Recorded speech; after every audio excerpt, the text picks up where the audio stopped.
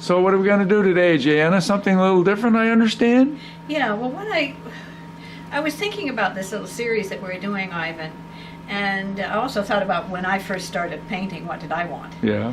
And I thought, you know, to paint a picture, that's fine, and that's helpful, and I will do that.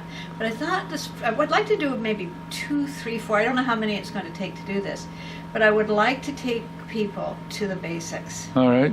You know, right to the very beginning about how do you paint a picture. And Okay. right from what brushes to use, how to like work with your paint once you've got it on the palette. Like, what do you do after that? I know. Like, how do you paint certain things? So what I'm going to do is probably for the next few sessions that people have some basis for Okay. this. This would be great for beginners. Also good for people who have maybe painted for a while. My husband was a good golfer, and when I was hitting the ball all over the place, and I did that quite often, he'd take me, he'd take me out into the practice fairway and say, "This is your stance. This is how you hold your hands. This is how you do it." He'd get me back to the basics, and he said, "You always have to do that." And so this is really what this is for the next few sessions. That's what I'm going to do. All right. And I'm hoping people will like it. I think it would certainly be helpful for beginners and helpful for people that have been painting for a while as well. Well, I know people often say, well, where do I begin? Yeah. So you're going to show them. I'm going to show them. All right, let's go. Alrighty. Okay, what I'm going to start with, most of us know that there's 3 primary colors. Yes. Red, blue, and yellow. Right. Okay, so we can quit now, right? Okay, that's all you need to know. All right, but I have this, which red, which blue, which yellow, really? Which is the primary color? Which is a primary red? All right. Well, supposedly it's magenta, which is kind of like a purpley red, and then there's cyan, which is kind of a cerulean blue, and then there's the yellow, and that's fine, except if you're restricted to those, you're restricted in so many other things that you do. So this is what I generally do. I have a warm red and a cool red. All right. That's how I work it. Then I do a warm red, a warm blue, if there is such a thing, then there is, because ultramarine blue is, a warm blue and a cool blue, and then I only really use one yellow. And that's gamboge. So that's what I do for that. And then I do the earth colors. But what I want to start with, so I'm going to just show you which is which. And this is my cool red, which is permanent rose. In here somewhere. There you are. I'm just going to put that down there so you can see the difference between this one and this is permanent red, which is a warm red. Which tends to more, it is. It's lovely. Like orange. Yeah, it is. It's almost orange. So this is the difference between those 2 reds. Right. And so I'm just going to go over here with the blues. And I use for my warm blue, I use ultramarine blue, French ultramarine or ultramarine blue. Right. And so this is would be the warm blue. Okay. And I want you to see the difference between this, and I use Prussian blue for my cool blue, which tends towards the green. So you see the difference. Yes. So you can't really just sort of say, well, which blue, which what, so that's kind of what I do. So then I have gamboge, depends on the make that you use. But this is new gamboge because it's a Winsor Newton color. Right. But if you have gamboge, they come out the same. It just looks funnier, a little differently. Yeah. And I like that one because it really does. It's just lovely, and it just does everything that you really want to do. So these are the 3 primaries really. So we've got red, blue, and yellow, which is fine. And then I use 2 earth colors. I only use 2. I don't use burnt umber or burnt umber or raw umber. I just stay with the siennas. So I use raw sienna, which is a transparent color instead of yellow ochre. So I'm using this for my earthy color, which is a gorgeous color. And then over here I've got burnt sienna. Right. So I've got that one there. And so these 2 are the only earth colors that you really need. So for my palette, and we're going to be using that really for the next little while rather than get into anything too complicated. These are the 7 colors, if you like. So I've got 2, the red. Right. They're really 5, but what I've done is I've doubled up here because of the warm and the cool of them. So that's what I've done. And the other thing that I do is I use terms like, you've heard me say this for a couple of videos. I use things like skim milk. I use, of course, it has to be food, I know. Of course, it has to be food. It's a woman's archetype, I think. Anyhow, there's skim milk consistency, and it goes up the grades, if you like. And so if I start with skim milk, actually you start Skim milk is the thinnest. It's the thinnest of all. All right, so it's watered down. It's really watered down. All right. Yeah, so this would probably, I'm just going to take that permanent rose watered down. So here we have it watered down. Okay. You see the difference Oh, there. look at that. Isn't that Pink. something? Yeah, it's pink. And the white of the paper is your white paint in Yes. watercolor, as you Yes. know. Yes. So let's just play with this for a minute to see what happens. So what I do is I upgrade it to, say, homogenized milk Okay, or whole here milk if comes you're American. homo. Here comes a homo milk, yeah. So I'm going to put that in there like that. Okay. So in a sense, it's like doing the grayscale, except so you're Right. just going right up. Now you can increase this. I mean, I'm not going to go too much in the terms in between, but let's just say I want this really, really thick. So it's just almost straight from the tube. Yes.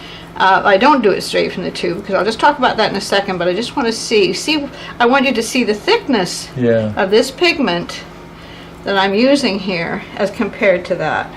Yeah, look at that. Isn't that nice? I have a friend of mine who actually paints watercolor straight out of the tube, Really? like an acrylic.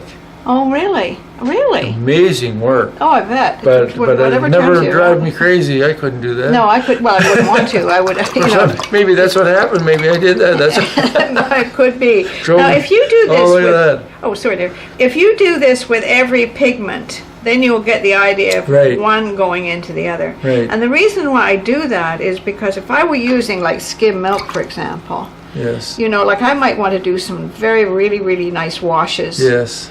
And then maybe I'm going to, within that would kind of wet it. So if I get really, really thick, I can do things like this within it. Yes.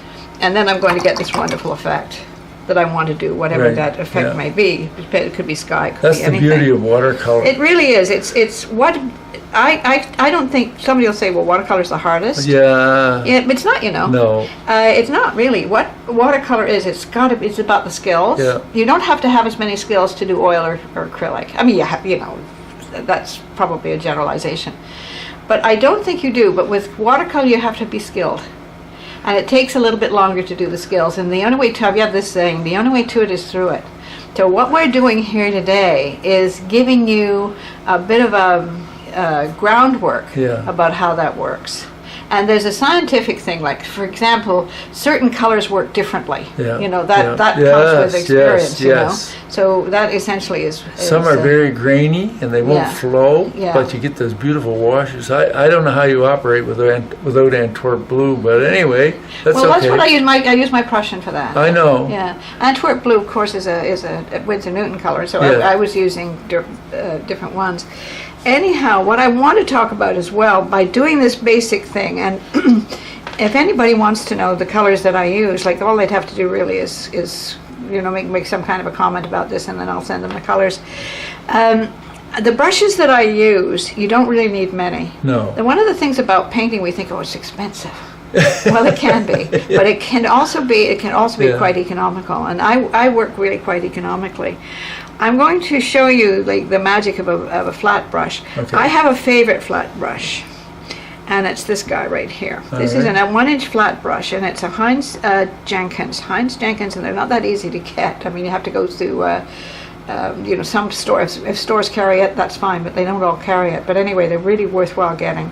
This is my favorite brush. Because it's a little bit difficult to get, and you just have to stand on your head to do it, I'm just going to show you what I do with a Zen brush. This is Okay. kind of like a sloped flat brush. I really like flat brushes for a couple of reasons, and this is the reason, one of the reasons. I'm going to wet my brush. I'm just going to take a little burnt sienna here. Mix that with a little bit of ultramarine blue, so I get this kind of lovely gray. Well, you can do things like this. Oh, right. Yes, yes, You know, yes. you can yes, do yes. these, you know, like Yeah. if you wanted to do Trees things like that, you and could do branches things and- like that. Now, there's another reason what I want to show you. I'm going to make the green. My favorite green is gamboge, or new gamboge. This one is a actual gamboge. This is what I call my dirty gamboge because I always mix it for my greens. And I put it next to Prussian blue because Your greens. I mix them together, yeah. So when I put my colors down, I put them side by side. Right. And the reason is because I want to have a variation between one color and another. Now you'll see the thickness of this. This is probably about, well, somewhere between homogenized milk and cream. Yeah, I know. You like that, don't you? All right. Now this is what I want to show you. I hold my brush really quite loosely in my hand. It's what I call a feather stroke. And if I do this, just like this. Yes. But then I take, you see I'm using the edge like the knife edge. Yes. But if I take the corner, I can do things like this. Right. Okay. Tree. A tree. Now, what I do is I juggle color because that would be too much one color. But you see what I'm doing? Yes. Can you see the stroke? Oh yeah. It's just a simple little exercise to learn how to do this. What a nice tree. There's a little flick of it. Just a nice little tree. Then if I wanted another one, I could put one maybe right here.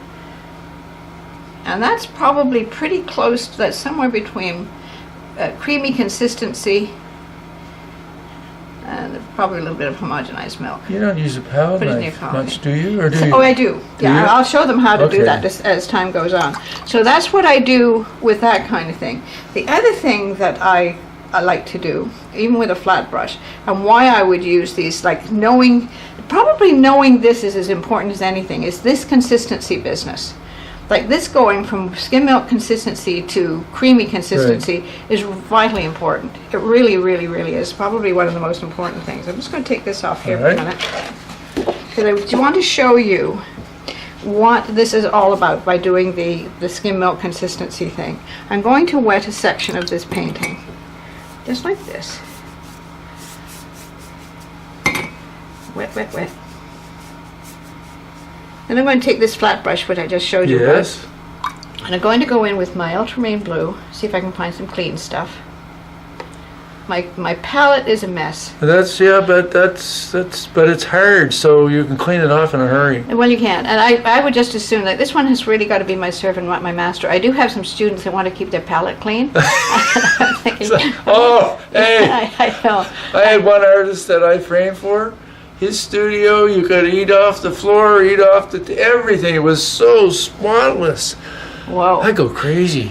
Well, I wouldn't be able to. Well, you know, whatever. I know, but everybody's different. Everybody's different. I'm going to take a little bit of this blue. I've got this insatiable urge to put a little bit of So red is in this that. skim So I'm gonna milk? do it. This is. Oh, I think it's probably closer to 2%. 2%. Okay. Yeah. Oh, we're really But getting look into what's the going to detail happen. now. Very, very lightly. I'm holding my brush really very, very lightly. Yes. And hardly. And then I'm just going to do this. Okay. And that's skim milk consistency into that wet area. Yes. So you can do that sky. The secret is just let the paper and the water do the work. Yeah, after a while you'll get this way. Yeah. But that was a wash, really, like just something very, very lightly into that. We've done that already on this little series, but this is very, very important. There's different ways of doing it, but this would be really just kind of magical, really. I know. I like the way the flow and you get to. Like when it bleeds like that. Yeah. This is one of the things about ultramarine blue. You were talking about this, like gives it a bit of a texture. Yes. It does. It's the sedentary quality of ultramarine blue, Right. and that's what it does. And I like that. Yeah. I think I think that just makes it really, really, really nice. So that's one of the other things that I wanted to show you. Just want to show you too is about the paints that you might want to buy. There's different sizes, and I wrote down the things like there's 5 milliliters, 10, 14, 15, and 37. And you can't really get these anymore. This was it's hard to get them. The Da Vinci brand, and they're highly, they're rated really quite highly. There we go. There we go. All right, let me show you that. So that would be that's a 37, and then you can get the really, really tiny ones. And I avoid these I know. because they don't go anywhere. I know. And They're good paints. They certainly are. But my goodness, I don't like those. So I this know. is pretty much now. Yeah. This guy here is it's about 15 milliliter right there, and they're not too bad. And I've been buying those now. Right. This is an M. Graham make. I do recommend.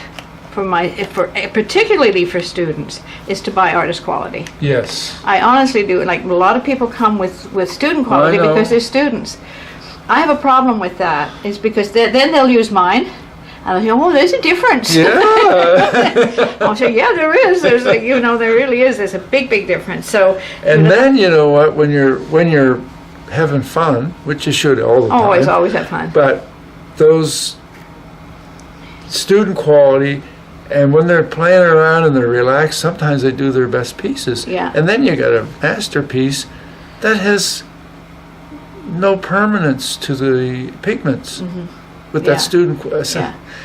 Now, Cotman's not too bad. It's a if you had any, but even then, it's Winsor Newton. Yeah, but it's still, for me, it really doesn't work that well. I agree. Yeah. So there, folks, buy the good stuff. Yeah, buy the good stuff. And the other thing that I would recommend is, like, you could probably paint on just about anything, but I like to have a really quite a good paper. Now this is a Cotman paper. I usually use Fabriano, 140 pounds. I know you do. This is where you and I disagree. Well, you use Arches, and I don't mind. I tell you why I like it. It seems to sit down well when it's wet. It takes washes very, very well. And the other thing is when you're starting out, it's reasonably priced. Probably the only thing that I really insist upon, insist is probably a strong word, that I suggest really and recommend, and that would be the pigments. That they would need to be artist quality. You can paint on toilet paper if it works for you, but but you can't really get away with cheap paint. No, you just can't do it. And I often thought even with acrylics and things like that. Well, I'll be teaching that as time goes on, so we'll talk about that as well. So its pigment would be artist quality, 140 pound Fabriano or Cotman for practice. Papers, these are fine. If you're doing a painting, because this is going to be the best thing and it's going to end up in the National Gallery in Ottawa, you really do need to upgrade it. And so then I would definitely, you could go with Arches. You could use Fabriano as well, but they have a higher quality. And they come in the 22 by 30 sheets. And those are really quite high quality.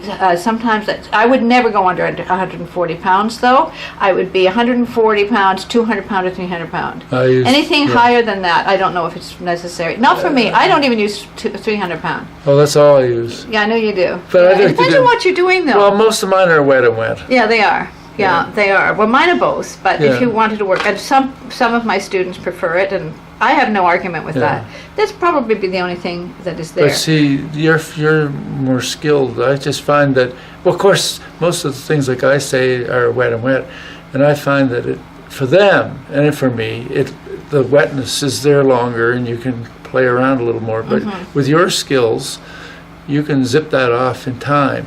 Yeah. Well, I've been at it for a long time, Ivan. Have you? Yeah, I have. I would never have known that. Oh, what? I've been painting a long time. Yeah, and I work at it. So what else are you going to tell us? Well, okay, I want to show you something. I don't mix color, and I don't recommend. When you're starting out, I don't mix color. I fuse colors together. Right. So I'm going to show you, like you can see my palette here. I've just looked at all of the colors that I've got here.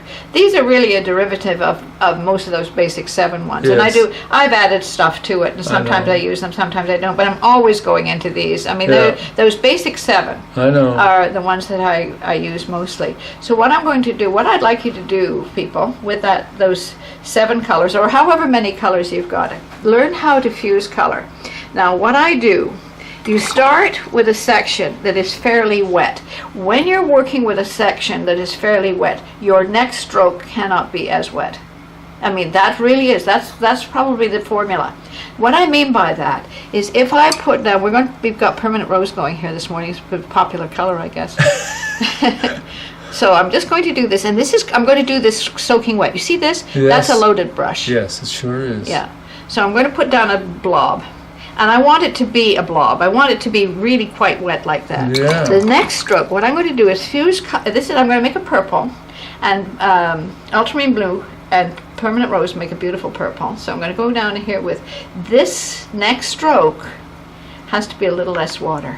Okay. And I start down below it. Yes. And then I go up and meet it. Okay. And so what I'm going to see how I'm fusing that color in with that, and I'm pulling that into there. But what I'm not doing is I'm not taking over that whole area there. Now when I do the third color, which is yellow, so I've got my 3 primers going here. What I'm going to do is I'm going to connect this one and this one. This is going to give me an earth color. but it's not going to, it's going to be fused together. So what Whoops. consistency is this? Well, what happens is I start with, say, skim milk, and then I go, then I go up to cream and even yogurt. Oh, really? I know, Greek yogurt. I don't like yogurt, yeah. Yeah, so look what's going to happen now. Oh, yeah. I'm going to Oh, fuse those colors together. Isn't that neat? Yeah, that's Okay, and it's very much, it's not that far from my earth color, which is raw Look sienna. at that. Except, in this case, I have what I keep the integrity of color. Yes. And so I've got blue, yellow, and red Yeah. coming through here, which is really quite neat. Now, they make beautiful mixing colors. So let's look at these colors as their secondary colors. Okay. So if I use, which I've just done here, if I have red and blue together, I have a secondary color, which is purple. Right. Okay. And then if I put yellow and blue together, which in this case is, I take Prussian Yes. and Gamboge, I'm going to have another secondary color, which is green. Isn't that? Oh, that's beautiful color. Isn't that a lovely color? Yeah. That's really, really nice. And the third color is orange, which is, I'm just going to go back to this one, Yeah. and I'm going to put some yellow with it, like this. And that's going to give me my orange. So now we have our secondary colors. Right. Aren't those nice? Yes. All right, so those are our secondary colors, and the complementary colors to each of these are the one left over. For example, I use red and blue here, Right. so the complementary color to that is the one left over, and guess what that one is? Can you guess what that is? No, I you can't can't. take it. Oh gosh, It's you're just- on the eight. I'm not this technical. I just do stuff. I don't have all that figured out. Okay, the leftover color. So if I put blue and red together, I've got a color left over from the three primaries. Coming in. Okay. Oh, I was so glad you asked me. All right, so look, let me just do it this way. Here's yellow. I'm dense. You are not. My brain is frozen. No, This morning it was -5 when I left home. Okay, we've got, those are the three primaries Yes, color. okay, that I If I understand. put this together, I'm going to get a Okay, green. yes. The one left over is red. Okay, Got it? okay. Okay, now Thank if I you. mix these two together, I'm going to Yes. get purple, and one left over is Yes, yellow. yes, And then yes, we've got orange, and okay. the one left over is blue. That was. Isn't that fun? Oh, the yes. other way you can do it is memorize Where'd you that. learn that? Oh, I've been around the block. Okay, so red is, of course, the complementary to green, hence Christmas. Yes. Now, there's a reason for this. There's a book written by, he's Oriental, and I couldn't pronounce his name probably even if I did know it. And he wrote The Yin and Yang of Painting. The what? The Yin and Yang of Yin Painting. and yang. Yin and Yang. And what he does is he uses the primary colors all the time, or the primary colors and the secondary colors. So the primary colors here we are with the primary Yeah. colors, and the complementary colors are the orange, in this case blue and orange, this is red and green, and this Oh, is look at orange. that. Yeah, so those are complementary colors, and why those are important is I find is if I'm doing shadows and I want to absorb the light from something, I usually use its complementary. Now that's not a hard and fast rule, but it does help. So for Okay. example, if I'm doing, I used a little old red barn thing. We can do this. I did this before, but we're going to do it again. Anyway, if I have a red area like that, well, we'll do this because it's longer. Tap, down, tap, down. Okay, there's Red the barn. barn. All right. Light is coming, say, from this direction here. This is the light. All right. Okay. Now, if I put green in this and just kind of emphasize the red, what I'm going to do is I'm going to absorb the light Okay. out of that. Very good. Yeah, so that's, so there, that means, and I make it dominantly red, Yeah. and so there you have the kind of the shadow color Very of something good, with that. So very that good. that makes the shadow color for this. These each ones make a shadow color for Well, it. I learned something. Isn't that something? Here, yeah, so imagine that that. works, and that works. What's that? I learned something. Imagine. Oh, good. I'm so glad you By the did. way, So those are. she used to say, "What's the weather going to be today?" And I look, of course, I look in the morning when I get up. Oh, it's going to be sunny. That's because the sun's shining, She right? thought I looked at the weather report. I knew by the signs. Of course, not always accurate. Right? She said, "You think you know everything?" But I course found you out I didn't know everything. I just learned something. Oh, well, that's really good. So your complementary colors are really neat. And you see things like this. Yeah. Like this is Easter and this is Christmas. Yes. And this is often like, you'll see these in school colors, very particularly blue and orange. They do. I don't know where else they turn up, but they do. And complementary colors really, really work for very much. So if you're doing a composition, if I were doing, like this sky is kind of purpley. Yes. Well, I would probably put something like this with it. So do you think of that, or is it just... No, I do. I'm very conscious of... wow, I never think of that. Don't you? No. Oh, don't you think of that? No. Oh, gosh. I just do it. Do you? Oh, gosh, I haven't. There is hope, you know. Yeah. Wow, that's... Yeah, well, I find this really, really helpful, this information. Well, I'm not denying that. I just never thought of it. I just do it. Right, right. The other thing that I just want to show you, this is probably a final shot for this one, for this particular one, and then we'll go from there. I want to talk about how to soften an edge towards it and away from it. And this is two ways of really, really important brush strokes that you're going to need when you are trying to, well, pretty much do anything. There's almost always a softening an edge or leaving a hard edge when you do that. So I'm going to go back with let's go back with our green. Here's our Gamboge Prussian combination going on here, side by each, and I'm just going to put this little blob of green down. Let's just say we're doing a kind of a tree, so I'm going to do this space here. All right. I want to soften this edge away from it. What I do is I go below it. Yes. I want to have it soften into something. Okay. And why I do that is because I want to have a space for it to bleed into. Right. Yeah. If I just go to the edge of it, yes, it's going to. Then you're going to have a hard edge below it. Yeah, it is. That's right. But down here, you see, so I've softened that edge away from it. Now let's just do that over here again. But I don't want to have it go anywhere. So I'm putting my edge right in here. So we softened away from it there. So now I take my brush, clean it off, take off the excess water, and as most of us know now, this is the most important stroke in watercolor because this will tell you how much water and pigment you have in your brush. Clean it off, take off that excess water, and then I go below it, but I also go toward it. See how I'm doing that? And then I go in there and I lift. And every time I take my brush off, I clean it off. So this is away from and this is towards. And both these brush strokes are quite essential if you're going to do it. So you see the difference? Yes. Is that's away from, so there's no space here. There's no space here, and there is space here, but there's no space well, there. that's the second thing I learned. Oh, I thought I knew. Like my wife said, you think you know everything. No, that's wonderful, Ivan. That really is amazing. Well, I think that's going to do for the first one. What I'd like people to do, if they want to, is practice some of these things. This skim milk business. Do this. Let's try to do this and find yourself. Okay, I've used permanent rose and permanent red. I just want to put this in as an insert. I use transparent colors. I have a transparent watercolors. There's a reason I do that. The reason I do that is because the opaque watercolors, which means that you can't see through them, they're thicker. They're a little bit more almost like wash, really. The reason I don't is because when you mix them and overmix them, you will get a dirty color. You get mud.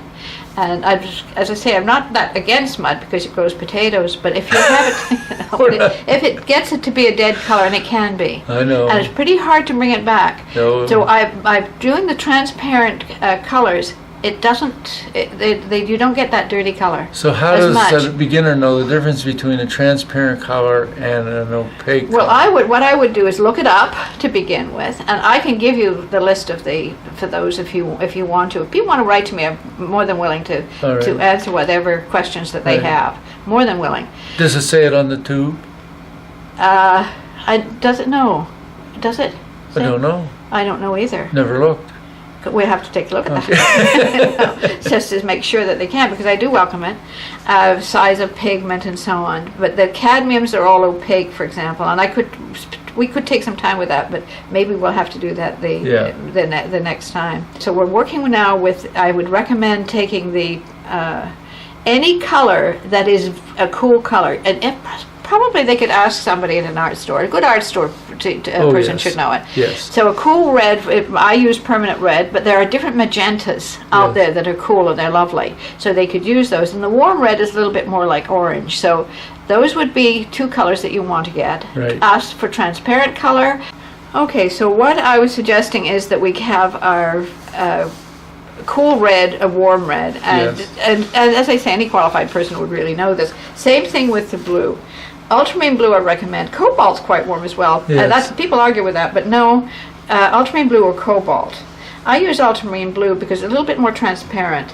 And then your cool blue, it could be phthalo, it could be, as you say, the Windsor blue even. Right. They have them that way, and Antwerp blue. They're all cool blues. Yes. I use Prussian blue just because I do. You know. Well, everybody has their favorites. Everybody has their favorites, and you usually have a favorite triad. Most artists have a favorite triad. That happens to be mine.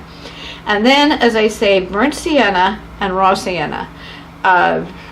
Really, it doesn't matter the make, but I would recommend raw sienna as opposed to yellow ochre. Very similar, but yellow ochre is opaque. Yes. And so I use raw sienna. The other quality of raw sienna, which is interesting, I'm just going to put this little insert because it shows you how educated I am. And well, we know you have lots of that. So when you use raw sienna, it doesn't bleed as badly as some of the other colors do. So I like it for that. Okay. Yeah. So that's really what I want to tell you for now. When you're buying brushes, there's a brush that I buy at Desseries, and it is these Zen brushes, very inexpensive, $2, $3, $4, that's all, and they are very good. You need a flat brush, and you need a round brush. Yes. And then maybe even a rigger brush, but I'll just talk about that briefly for a second.